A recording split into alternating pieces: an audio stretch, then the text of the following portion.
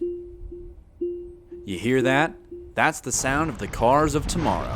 And actually, that's just about the only sound you'll be hearing from a car like this. This is the Tesla Model X, a fully electric car, and it is considered to be the future.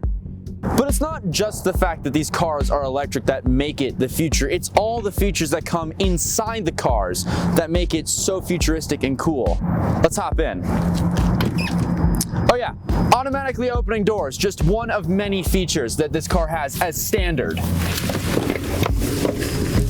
Inside, instead of buttons and dials, you get a giant iPad-like screen where you can control everything from your AC to the doors, music, all of it.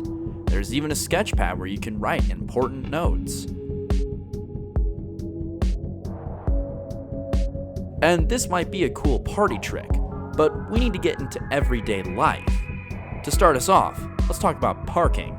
This right here is a fairly common parking situation to find yourself in. Two cars either side of you. And what do you do when the back doors of the Tesla open like this?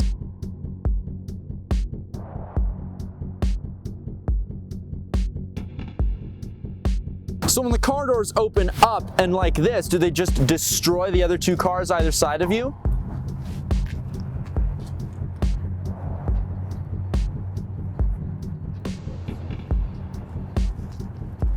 Not a scratch. Now, what about range? Well, on the Model X, full charge will get you about 200 miles, but Tesla themselves actually only recommends that you charge it to about 80% capacity, which means you'll really be getting anywhere from 140 to 160 miles. So, what if you need to go further than that?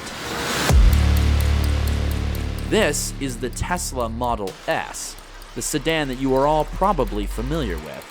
And this one in particular is the long-range model, which has a full range of 400 miles, double the Model X. And with that extra range comes extra features and power. 0 to 60 takes just 3 seconds, and that's instant acceleration that you feel in your chest. There's a giant screen here like in the Model X, but here you can also use it to stream YouTube, Netflix. You can even play games if you wanted to. But as cool as all these features are, we need to get past these dealership points again and talk about what it's going to be really like to live with a car like this. The good, the bad, and the somewhat strange. Both cars have exactly what you'd expect for trunk space. But if you find yourself in need of more, there is some. Up front, where an engine should be, there's more space for luggage and whatever else you may need. But when it comes to maintenance, things can get complicated, which is why I enlisted my friend Shredder Corley, the foreman of Fast Track Auto Repair, to help me understand this better. So what is the average cost of repair for a gas-powered car?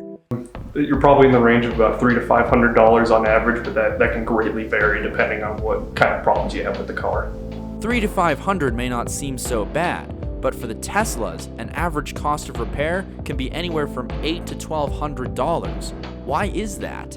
They're privately owned, so the parts are going to be made to order rather than just being able to drive down the street to your parts house and pick up whatever you need. It's just going to take longer to make them.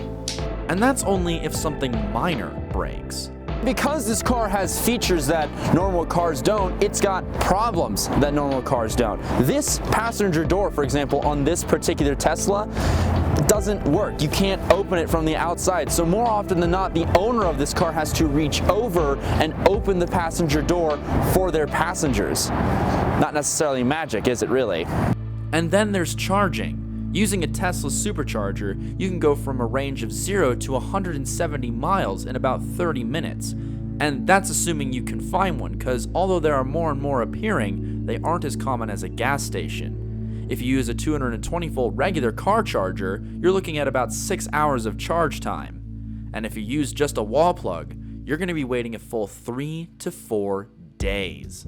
So then, the question out of all of this, which is better, gas or electric? And unfortunately, it's just far too complicated to answer it simply. If you want a car that'll get you from local point A to local point B, the Model X might be a great option for you. If you want to go further than that, the Model S is a good idea too, but you really better hope that there are superchargers along the way, otherwise your trip time is going to increase dramatically. As for someone like me, The tried and tested internal combustion engine is really the only way to go. Back to the studio.